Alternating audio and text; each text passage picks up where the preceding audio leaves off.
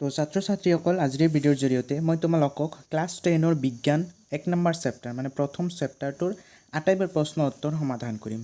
So 1 number চেপ্টাৰৰ যেটো প্ৰথম প্ৰশ্নাৱলী আছে ইয়াৰ প্ৰথম প্ৰশ্নটো আমাক দিয়া আছে বায়ুত দহনৰ আগতে মেগনেছিয়ামৰ ফিতা এডাল পৰিষ্কাৰ কৰি ল'ব লাগে কিয়।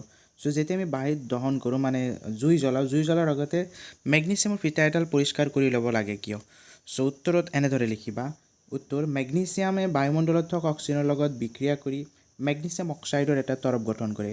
দহনৰ আগত এই তৰপ পৰিষ্কাৰ নকৰিলে মেগনেছিয়ামে বায়ুত থকা অক্সিজেনৰ প্ৰত্যক্ষ সংযোজন নাপায়, যাৰ ফলত দহনত অসুবিধা হয়। সেয়ে দহনৰ আগতে মেগনেছিয়ামৰ ফিতা এটা পৰিষ্কাৰ কৰাটো প্ৰয়োজন।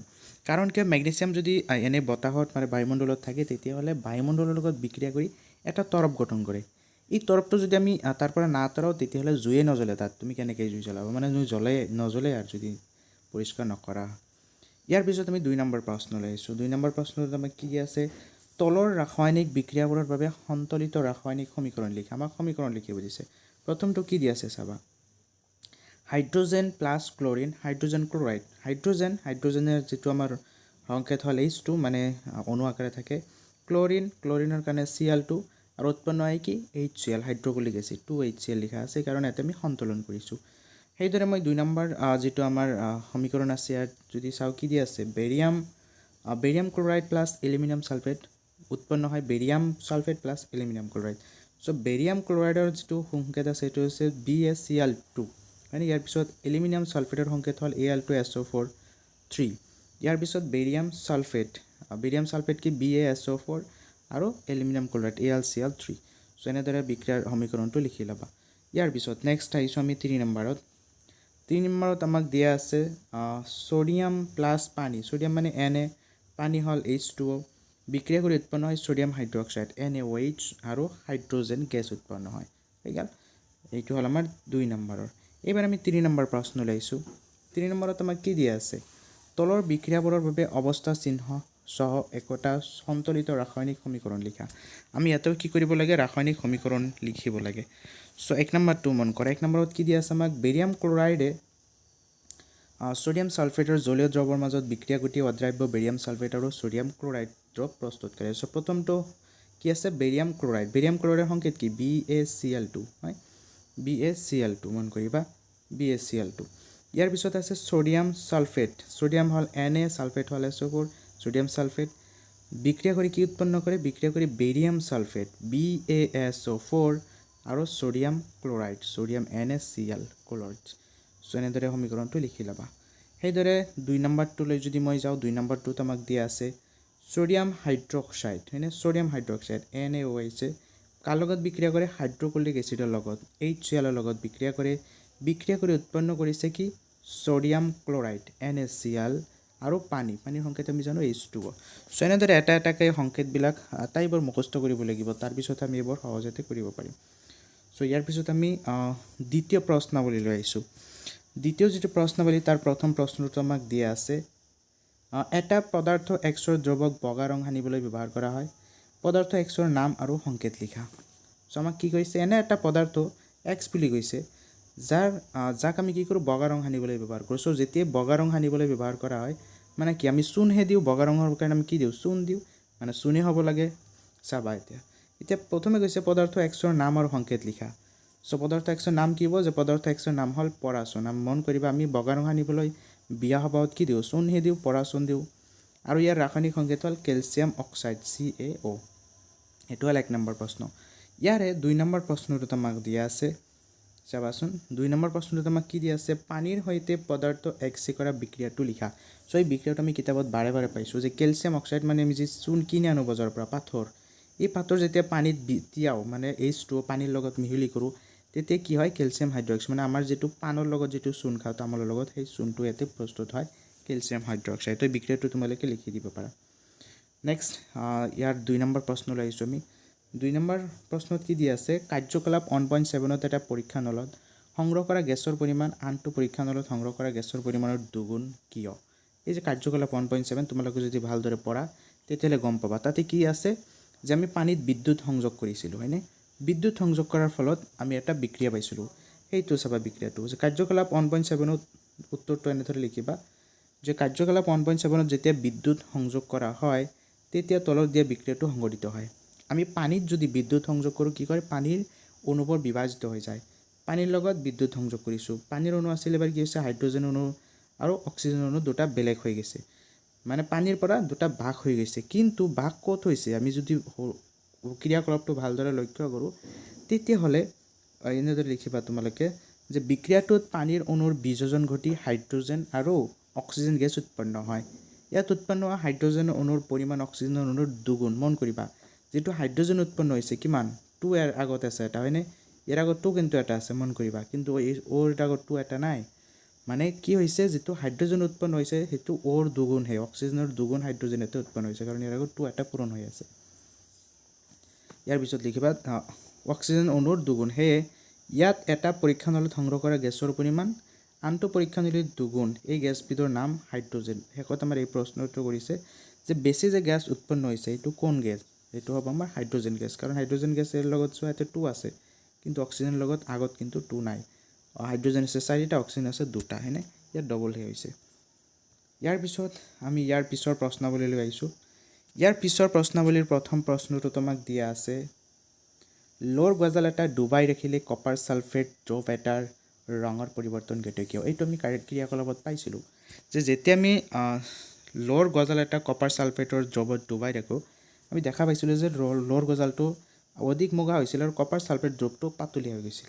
উত্তৰ কি লিখিম আমি, যে আইৰণ বা লোৰ গজাল কপাৰতকৈ অধিক সক্ৰিয়, সেই কপাৰ ছালফেট দ্ৰৱৰ পৰা আইৰণ ছালফেট অপসাৰিত কৰে, সেয়ে কপাৰ ছালফেট দ্ৰৱৰ ৰঙৰ পৰিৱৰ্তন ঘটে। বিক্ৰিয়াটো তলত দিয়া ধৰণে। চ' মই বিক্ৰিয়াটো তোমালোকক অলপ বুজাই দিওঁ। লোৰ গজাল মানে আইৰণ Fe আৰু লোৰ যিটো সংকেত এইটো হ'ল Fe।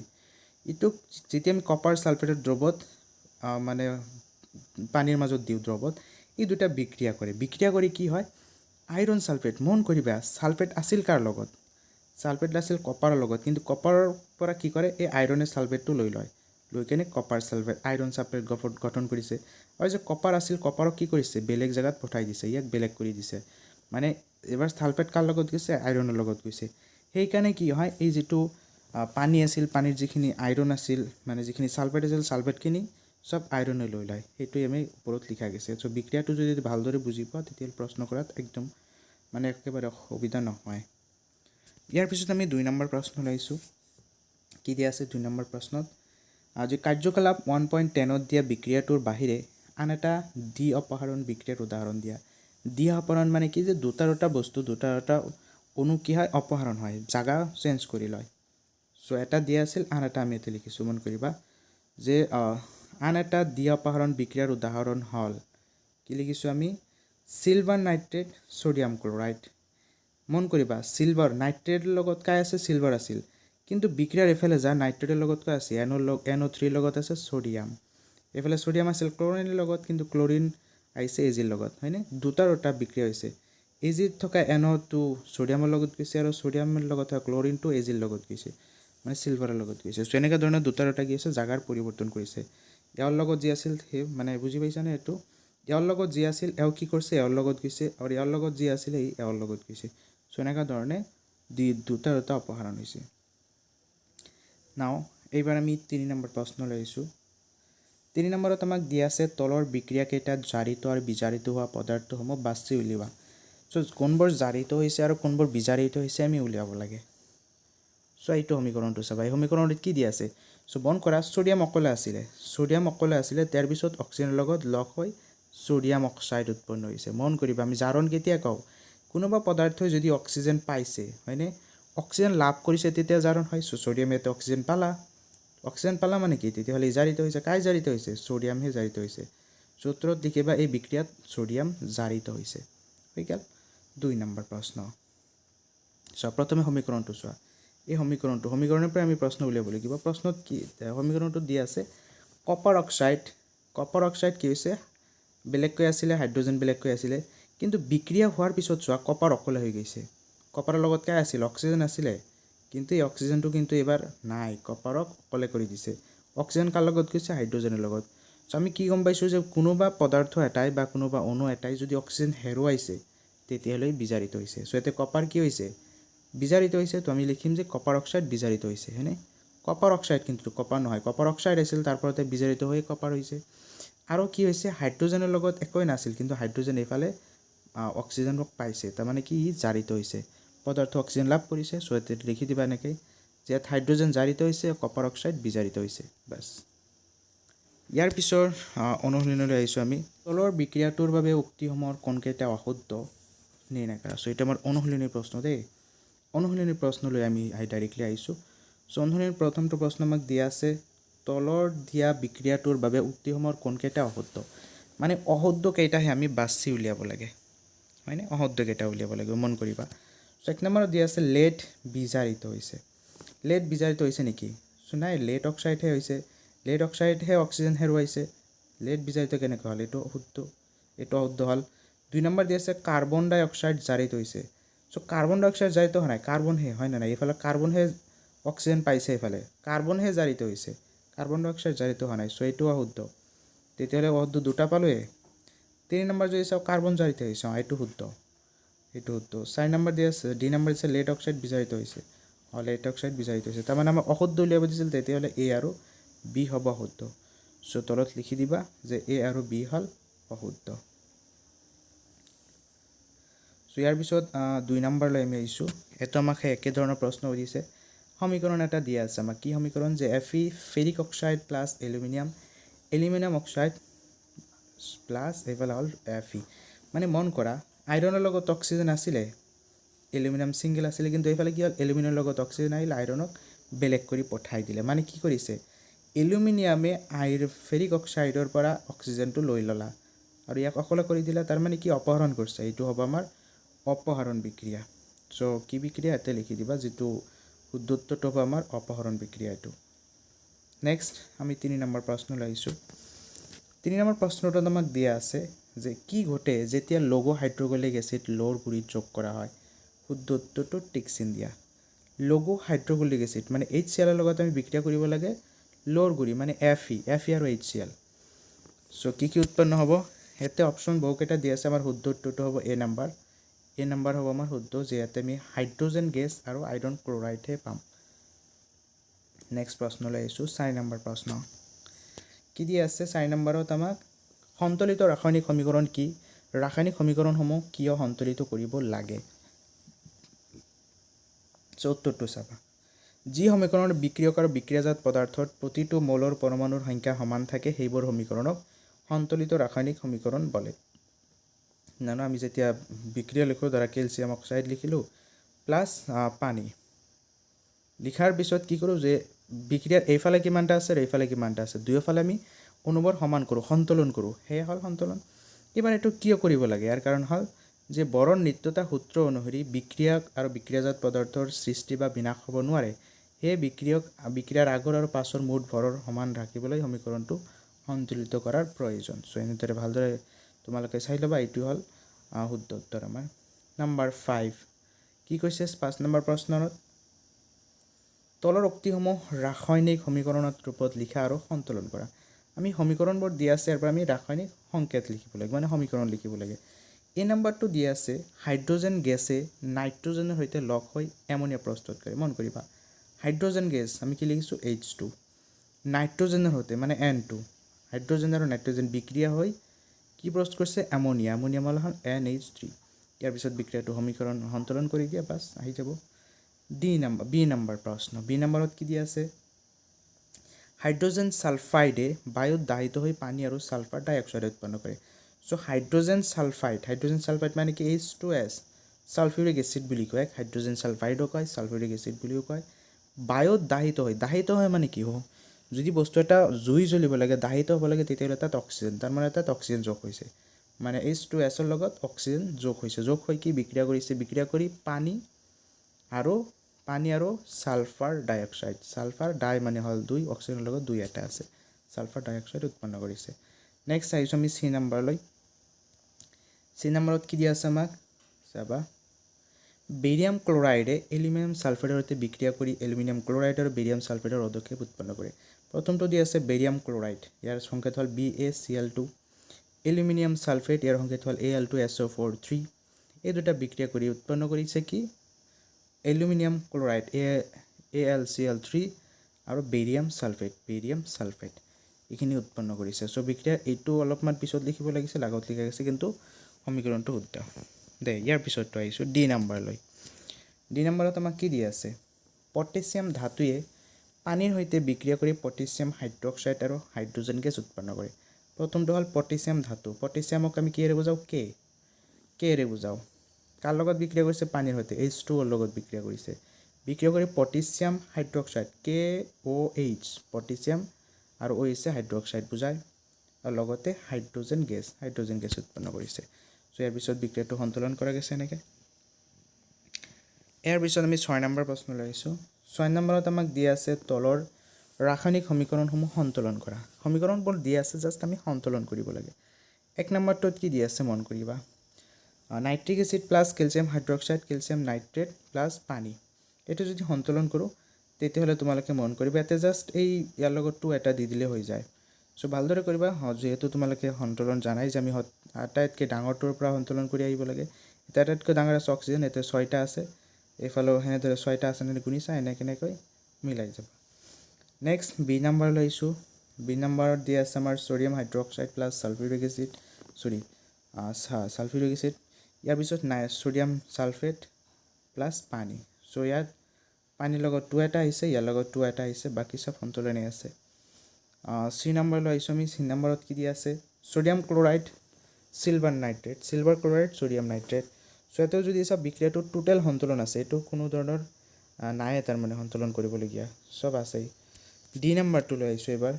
ডি নাম্বাৰত কি দিয়া আছে? বেৰিয়াম ক্লৰাইড আৰু sulphuric acid, barium sulphate, hydrochloric acid. So' ইয়াতে মন কৰা ক্লৰিন এইফালে 2টা আছে, হয়নে? এইফালে 2টা আছে আৰু হাইড্ৰজেন এইফালে 2টা আছে, কিন্তু এইফালে এটা আছিলে, সেইকাৰণে ইয়াতে লগত 2 এটা দিয়াৰ লগে লগে চব এইফালে মিলি গৈছে। চ' সন্তুলনটো চাবা নিজেইগিলা। ইয়াৰ পিছত আমি 7 নম্বৰ প্ৰশ্নলৈ আহিছোঁ। কি দিয়া আছে আমাৰ 7 নম্বৰ প্ৰশ্নত? তলৰ বিক্ৰিয়াবোৰৰ বাবে সন্তুলিত ৰাসায়নিক সমীকৰণ লিখা, আৰু আমাক সমীকৰণ লিখিব দিছে। এ নম্বৰত আমাক দিয়া আছে, কি দিয়া আছে আমাক? কেলছিয়াম হাইড্ৰক্সাইড প্লাছ কাৰ্বন ডাই অক্সাইড, কেলছিয়াম কাৰ্বনেট প্লাছ পানী। প্ৰথমে মন কৰিবা কেলছিয়াম হাইড্ৰক্সাইড আমি কিহেৰে বুজাওঁ? CaOH, মানে চূণ, যিটো চূণ আমি পানৰ লগত খাওঁ। ইয়াৰ পিছত কাৰ্বন ডাই অক্সাইড CO2, এই দুটা বিক্ৰিয়া কৰি কি উৎপন্ন কৰিছে? কেলছিয়াম কাৰ্বনেট CaCO3, কাৰ্বনেট আহিলে সদায় ওৰ লগত 3 আহে, প্লাছ পানী হৈ গ'ল। চ' এনেকৈ ধৰণে নিজে কৰি চাব পাৰা এইগিলা। বি নম্বৰ প্ৰশ্নলৈ আহিছোঁ। বি নম্বৰত দিয়া আছে zinc plus silver nitrate. Zinc আমি JN বুজাওঁ, চিলভাৰ নাইট্ৰেট মানে AgNO3, নাইট্ৰেট থাকিলে ওৰ লগত 3 আহে। জিংক নাইট্ৰেট মানে JnNO3, নাইট্ৰেট যদি আহিছে আগত 2 আহিছে ইয়াতে, প্লাছ চিলভাৰ মানে হ'ল Ag। চ' এইটো তোমালোকে ভালদৰে চাবা। চি নাম্বাৰটো দিয়া আছে আমাক এনেকুৱা ধৰণৰ। চি নাম্বাৰটো মন কৰিবা এলুমিনিয়াম প্লাছ কপাৰ ক্লৰাইড।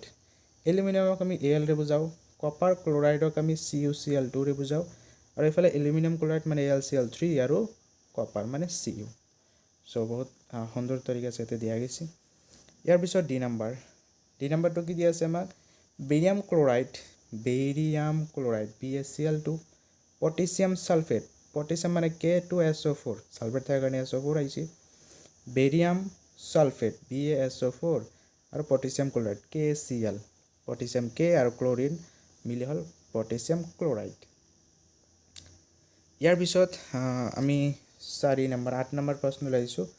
তলত দিয়াবোৰৰ বাবে সন্তুলিত ৰাসায়নিক সমীকৰণ লিখা আৰু প্ৰতিটো কোন প্ৰকাৰৰ বিক্ৰিয়া চিনাক্ত কৰা। আমাক প্ৰথমে সমীকৰণ লিখিব দিছে আৰু বিক্ৰিয়াটো কি ধৰণৰ সেই বিক্ৰিয়াটোৰ নাম লিখিব দিছে। 1 নম্বৰ কি দিয়া আছে চাবা, potassium bromide plus barium iodide.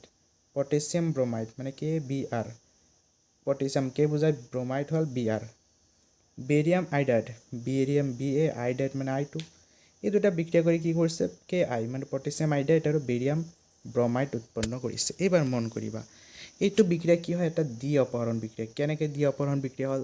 দ্বি মানে 2টা, অপহৰণ দুটাই কি কৰিছে? জাগা চেঞ্জ কৰিছে। প্ৰথমে চোৱা কেৰ লগত Br আছিল, কিন্তু বিক্ৰিয়াৰ সেইফালে Br কাৰ লগত আহিছে? বেৰিয়ামৰ লগত আহিছে, মানে BRS জাগা চেঞ্জ কৰিছে।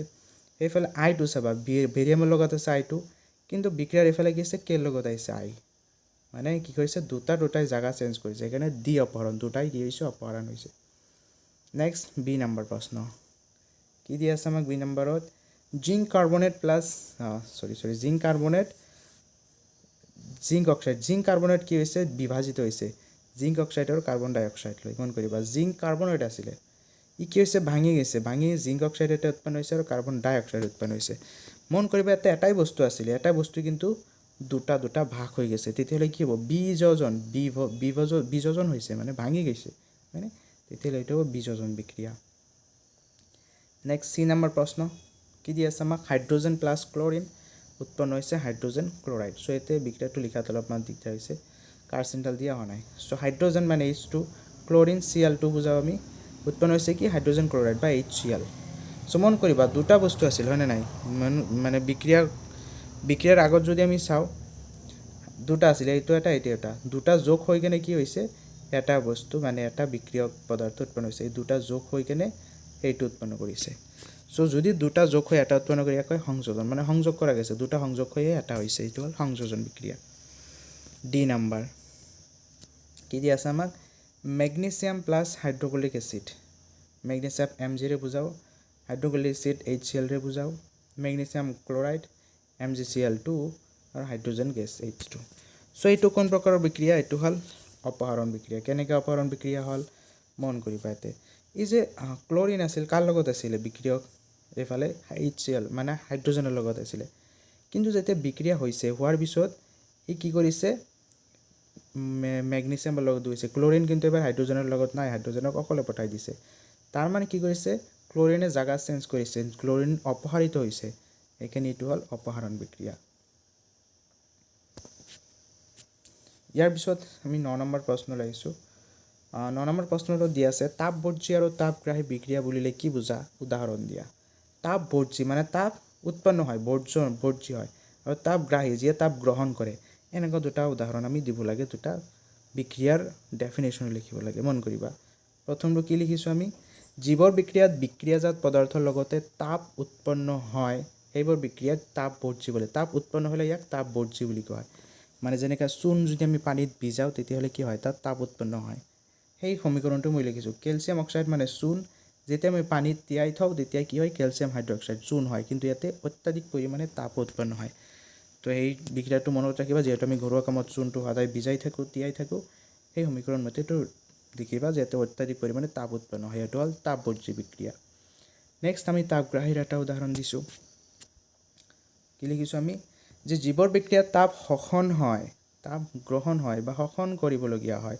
সেইবোৰ বিক্ৰিয়াক তাপগ্ৰাহী বিক্ৰিয়া বোলে ইয়াৰ এটা উদাহৰণ হ'ল কেলছিয়াম কাৰ্বনেট যদি তাপ দিয়া যায় তেতিয়াহ'লে কেলছিয়াম অক্সাইড আৰু কাৰ্বন ডাই অক্সাইডলৈ বিভাজিত হৈ যায় মানে এটা বস্তু ভাঙি দুটালৈ বিভাজিত হৈ যায় এইটো হ'ল আমাৰ কি কয় তাপবৰ্জী বিক্ৰিয়াত তাপগ্ৰাহী বিক্ৰিয়া তাপ দিয়াৰ পিছতহে বিক্ৰিয়াটো সংঘটিত হয় নেক্সট আমি 10 নম্বৰ প্ৰশ্নলৈ আহিছোঁ 10 নম্বৰ প্ৰশ্ন দিয়া আছে শ্বসনক এটা তাপবৰ্জী বিক্ৰিয়া বুলি কিয় বিবেচনা কৰা হৈছে ব্যাখ্যা কৰা যিহেতু তাপবৰ্জী আছে তাৰ মানে কি তাপ উৎপন্ন হ'ব এবাৰ আমি এক্সপ্লেইন কৰিব লাগে যে তাপ কেনেকৈ উৎপন্ন হ'ল আৰু কিয় হ'ল চ' উত্তৰত আমি কি লিখিছোঁ শ্বসনত গ্লুকোজ আৰু অক্সিজেনৰ মাজত বিক্ৰিয়া ঘটি শক্তিৰ উৎপন্ন হয় লগতে অধিক তাপ উৎপন্ন হয় আমাৰ শৰীৰৰ ভিতৰত কোষত কি হয় অক্সিজেন আৰু গ্লুকোজৰ লগত বিক্ৰিয়া হৈ সেই শক্তি উৎপন্ন হয় এই শক্তি উৎপন্ন হওঁতে আমাৰ কি অধিক পৰিমাণে তাপো আমাৰ শৰীৰৰ ভিতৰত উৎপন্ন হয় সেইকাৰণে আমাৰ শৰীৰটো গৰম হৈ থাকে বুজি পাইছানে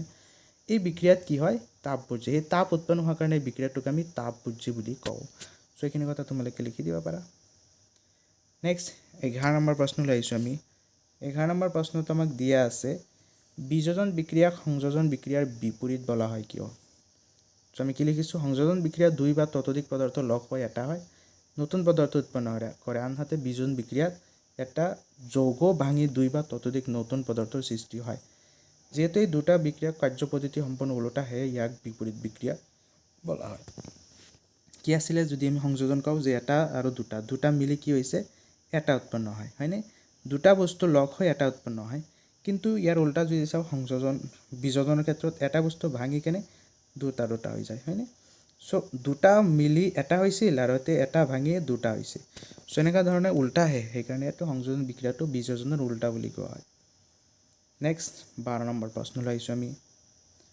12 নম্বৰত আমাক কি দিব দিছে তিনিটা উদাহৰণ দিব দিছে তাপ পোহৰ আৰু বিদ্যুৎ শক্তিৰে সংঘটিত বিযোজন বিক্ৰিয়াৰ উদাহৰণ দিয়া এনেকুৱা তিনিটা উদাহৰণ দিম যিটো 1 নম্বৰ হৈছে তাপেৰে উৎপন্ন হোৱা এটা বিক্ৰিয়া তাপেৰে উৎপন্ন হোৱা বিক্ৰিয়াটো হ'ল এইটো ক্যালসিয়াম কাৰ্বনেট মই অলপ আগতে বিক্ৰিয়াটোৰ উদাহৰণ দিলোঁ তোমালোকক ক্যালসিয়াম কাৰ্বনেট যদি তাপ দিয়া যায় তেতিয়া ক্যালসিয়াম অক্সাইড আৰু কাৰ্বন ডাই অক্সাইডলৈ বিযোজিত হৈ যায় হ'ল 2 নম্বৰ দিবা দিছে আমাক পোহৰ যেনেকুৱা কিছুমান বিক্ৰিয়া যেটো পোহৰ পালে বিক্ৰিয়া সংঘটিত হয় এইটো হ'ল সিলভাৰ ক্লোৰাইডক যদি আমি পোহৰ দিওঁ তেতিয়া হলে সিলভাৰ আৰু ক্লোৰিন দুটা বেলেগ হৈ যায় ইয়াৰ পিছত আছে বিদ্যুৎ শক্তিৰ কি দিওঁ যে পানীত যদি আমি বিদ্যুৎ সংযোগ কৰোঁ পানীত থকা হাইড্ৰোজেন আৰু অক্সিজেন বিভাজিত হৈ যায় এইটো হ'ল বিদ্যুৎৰ কাৰণে কি হয় পানীত যেতিয়া বিদ্যুৎ সংযোগ কৰোঁ হাইড্ৰোজেন বেলেগ হৈ যায় অক্সিজেন বেলেগ হৈ যায় সো তিনিটা বিক্ৰিয়া এইবোৰ পৰীক্ষাত বহুত আহে তিনিটা ভালদৰে মুখস্থ কৰি ল'বা বহুতে আহি থাকে তিনিটা এইবাৰ আমি আহিছোঁ 14 নম্বৰ প্ৰশ্নলৈ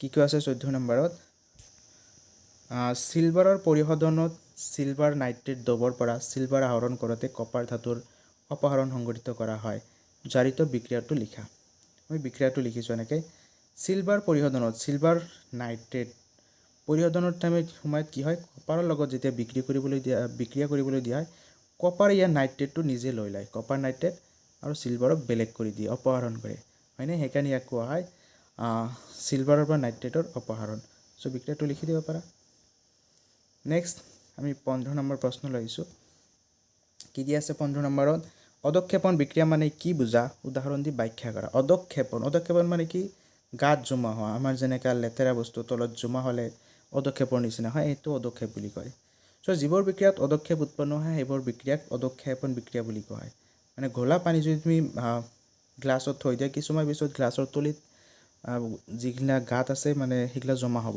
ইয়াকে আমি অদক্ষেপ বুলি কয় সব কিছুমান বিক্ৰিয়াটো এনেকুৱা ধৰণৰ বস্তু উৎপন্ন হয় যেটো তলিত জমা হয় সো এটা উদাহৰণ হ'ল সিলভাৰ নাইট্ৰেট আৰু সোডিয়াম ক্লোৰাইড ইয়াতে যদি আমি বিক্ৰিয়া কৰিবলৈ দিওঁ সিলভাৰ নাইট্ৰেটক সোডিয়াম ক্লোৰাইডৰ লগত তেতিয়াহ'লে সিলভাৰ ক্লোৰাইডৰ এটা অদক্ষেপ এতে সৃষ্টি হয় সিলভাৰ ক্লোৰাইড যেটো আছে এটো হ'ল অদক্ষেপ আৰু সোডিয়াম নাইট্ৰেটটো ওপৰফালে গুচি যায় সো এই উদাহৰণটো তোমালোকে দিব পাৰা উদাহৰণ যেটো দিব দিছে ইয়াৰ পিছত আমি 16 নম্বৰ প্ৰশ্নলৈ আহিছোঁ 16 নম্বৰ প্ৰশ্নত আমাক দিয়া আছে অক্সিজেন লাভ কৰা আৰু হেৰুৱা সংজ্ঞাৰে তলৰ প্ৰথম দুটাকৈ উদাহৰণ ব্যাখ্যা কৰা প্ৰথমটো দিছে জাৰণ সো আমি জাৰণ মানে গমেই পাওঁ যে অক্সিজেন কোনো পদাৰ্থই অক্সিজেন লাভ কৰিলে ইয়াক জাৰণ বুলি কোৱা হয় হয়নে যে কোনো বিক্ৰিয়াত পদাৰ্থই অক্সিজেন লাভ কৰিলে তাক জাৰণ বুলি কোৱা হয় উদাহৰণস্বৰূপে কপাৰ কি কৰিছে অক্সিজেন লাভ কৰিছে বিক্ৰিয়া কৰাৰ পিছত কি হৈছে দুটা একেলগে হৈ গৈছে বুজি পাইছানে বিক্ৰিয়াটো চাবা কপাৰ বেলেগ আছিল অক্সিজেন বেলেগ আছিল কিন্তু কপাৰ অক্সাইড বিক্ৰিয়াৰ পিছত একেলগ হৈ গৈছে মানে কপাৰে কি কৰিছে অক্সিজেন পাইছে অক্সিজেন লাভ কৰিলে জাৰণ হৈ গ'ল আৰু এটা আমাক দিছে বিজাৰণ মানে কি যে কোনো বিক্ৰিয়াৰ পৰা বিক্ৰিয়াত পদাৰ্থই অক্সিজেন হেৰুৱালে যদি অক্সিজেন হেৰুৱাইছে তেতিয়াহ'লে বিজাৰণ হ'ব উদাহৰণস্বৰূপে এইটো উদাহৰণ চাবা কপাৰৰ লগত অক্সিজেন আছিলে কিন্তু যেতিয়া হাইড্ৰোজেনৰ লগত বিক্ৰিয়া কৰিবলৈ দিয়া হ'ল কপাৰক বেলেগ কৰি থৈ গ'ল মানে হাইড্ৰোজেনটো কাই লৈ গ'ল অক্সিজেনে লৈ গ'ল মানে অক্সিজেনক হাইড্ৰোজেনে লৈ গ'ল সো এতে কি কৰিছে এই যেটো কপাৰে আছিল এই অক্সিজেনটো হেৰুৱাইছে হয় নাই অক্সিজেন হেৰুৱাই অকলে হৈ গৈছে যদি অক্সিজেন হেৰুৱাই ইয়াক কোৱা হয় বিজাৰণ সো এইটো মনত ৰাখিবা লগতে বিক্ৰিয়াটো মনত ৰাখিবা 17 নম্বৰ প্ৰশ্নলৈ আহিছোঁ এতিয়া আমি এটা উজ্জ্বল মুগা ৰঙৰ মৌল এক্সক বায়ুত গৰম কৰাত কলা হৈ পৰিল মৌল এক্স আৰু উৎপন্ন হোৱা কলা ৰঙৰ যৌগটোৰ নাম লিখা সো আমি কি কৰিছোঁ মৌল এটা ওপৰত কি হৈছে কলা ৰঙ পৰিছে এটা হয় নাই সো লিখিবা মৌল এক্স হ'ল কপাৰ উৎপন্ন হোৱা কলা ৰঙৰ যৌগটো হ'ল কপাৰ অক্সাইড যিকোনো বস্তুৰ ওপৰত যদি কিবা তৰপ পৰিছে এইটো অক্সাইড হ'ব কপাৰ অক্সাইড কিছুমান ক্ষেত্ৰত আইৰণ অক্সাইড হয়নে ইণ্ডাক্সক যিগিলা তৰপ পৰে সব আইৰণ বা কপাৰৰ অক্সাইডে হয় 18 নম্বৰ প্ৰশ্নলৈ আহিছোঁ এবাৰ কি দিয়া আছে আমাক লোৰ বস্তুত ৰঙৰ প্ৰলেপ দিও কিয় যিকোনো লোৰ ওপৰত চাবা ৰঙৰ এটা প্ৰলেপ দিয়া যায় এই ৰঙৰ প্ৰলেপটো কিয় দিয়া যায় উত্তৰটো চাবা লোৰ বস্তু বতাহত অক্সিজেন আৰু জলীয় বাষ্পৰ সংস্পৰ্শলৈ আহিলে তাত মামৰে ধৰে ৰঙৰ প্ৰলেপ দিলে লোৰ পৃষ্ঠভাগৰ বায়ু আৰু পানীৰ সংস্পৰ্শৰ পৰা আঁতৰি থাকে যাৰ ফলত বস্তুটোত ৰং মামৰে নধৰে মানে বস্তুৰ ওপৰত লোৰ বস্তু হওক বা টিনৰ হওক আমি ওপৰত ৰং এই কাৰণে দিওঁ যাতে বস্তুটোত মামৰ নধৰে আৰু মামৰ কেনেকৈ নধৰে মামৰ বস্তু এটাত বা আইৰণত বা লোত তেতিয়াই ধৰে যেতিয়া কি হয় তাত অক্সিজেন পায় বাহিৰৰ পৰা অক্সিজেন পায় আৰু যদি পানী পায় অলপ হ'লেও জলীয় বাষ্প পাইছে পানী পাইছে তেতিয়াহ'লে এইটো কি হ'ব মামৰে ধৰিব এই মামৰ প্ৰতিৰোধ কৰিবলৈ আমি ৰং দিওঁ ৰং দিলে কি হয় এই বস্তুটোৱে অক্সিজেনো নাপায় আৰু পানীও নাপায় ফলত মামৰ নধৰে এইখিনি লিখা গৈছে 19 নম্বৰ প্ৰশ্ন 19 নম্বৰত কি দিয়া আছে তেল আৰু চৰ্বি থকা খাদ্যবস্তু নাইট্ৰজেনৰ পৰিৱেশত পেকেটত ভৰোৱা হয় কিয় আমি যে চিপছ খাওঁ চিপছৰ পেকেটবিলাকত নাইট্ৰজেন থাকে মানে যিমানখিনি বস্তু তাত থাকে চিপছ থাকে তাতকৈ বেছি বায়ু থাকে এই বায়ু যে আমি ভৰাই দিওঁ এইটো কিয় ভৰাই দিওঁ সেইটো প্ৰশ্ন কৰিছে উত্তৰ লিখিছোঁ আমি তেল আৰু চৰ্বি থকা খাদ্যবস্তু অক্সিজেনৰ সংস্পৰ্শলৈ আহিলে জাৰিত হয় আৰু ইয়াৰ গন্ধ ও সোৱাদ সলনি হৈ যায় এই যিটো চিপছ আছে চিপছত যদি অক্সিজেন পায় তুমি পেকেট এটা ছিঙি থৈ দিছা তেতিয়াহ'লেতো গন্ধ হ'ব কাৰণ তাত অক্সিজেন যাই কিনে জাৰিত হ'ব ফলত গন্ধ ওলাব আৰু সোৱাদো চেঞ্জ হৈ যাব সেইবোৰক কি দিয়া নাইট্ৰজেন এটা নিষ্ক্ৰিয় গেছ যিয়ে খাদ্যবস্তুক জাৰিত হোৱাত বাধা দিয়ে আৰু বহু দিনলৈ সতেজ কৰি ৰাখে কিন্তু যদি এই পেকেটবোৰত আমি নাইট্ৰজেন ভৰাই দিওঁ এই বস্তুখিনি সহজে নষ্ট নহয় বহু দিনলৈকে থাকি যায় সেইকাৰণে আমি চিপছৰ পেকেটবোৰত নাইট্ৰজেন গেছ ভৰোৱাওঁ নেক্সট প্ৰশ্ন 20 নম্বৰ প্ৰশ্ন কি দিয়া আছে আমাক এটা উদাহৰণেৰে সৈতে তলৰ পথসমূহ ব্যাখ্যা কৰা 1 নম্বৰ দিছে ক্ষয়ী ভৱন এই যে মামৰে ধৰি আছে ধৰাৰ ফলত যে ক্ষয় গৈ আছে টিন হওক বা লো হওক ইয়াৰ ব্যাখ্যা এটা চমটক আমাক লিখিব দিছে চ' আমি কি লিখিছোঁ ধাতু এটা ইয়াৰ চৌপাশৰ পদাৰ্থবোৰ যেনে জলীয় ভাস্প এচিড আদিৰ দ্বাৰা আক্ৰান্ত হৈ ক্ষয় হোৱা প্ৰক্ৰিয়াটোৱে ক্ষয়ী ভৱন বুলি কোৱা হয় এটা উদাহৰণ দিছে লোত মামৰি ধৰা এইটো এটা উদাহৰণ ক্ষয়ী ভৱনৰ তোমালোকে দিব পাৰা এইটো ইয়াৰ পিছত আহিল চৰ্বিৰ দুৰ্গন্ধিতা এই চিপছৰ পেকেটৰ কথা ক'ব পাৰি আমি চৰ্বিৰ দুৰ্গন্ধ কিয় হয় এইটো জাৰণৰ ক্ষেত্ৰত হয় চাবা তেল বা চৰ্বিযুক্ত খাদ্য জাৰিত হয় যেতিয়াই তেল বা চৰ্বিযুক্ত খাদ্যত অক্সিজেন পাব ই কি হ'ব দুৰ্গন্ধ হৈ যাব বেয়া হৈ যাব ইয়াৰ সোৱাদ আৰু গন্ধৰ পৰিৱৰ্তন ঘটে এই অৱস্থাটোক চৰ্বিৰ দুৰ্গন্ধিতা বোলে উদাহৰণ আমি কি লিখিছোঁ চিপছৰ পেকেটত বহুদিন খুলি থৈ দিলে তাৰ সোৱাদ বেয়া হৈ যায় মানে ইয়াতে অক্সিজেন পায় অক্সিজেনৰ লগত জাৰিত হৈ যায়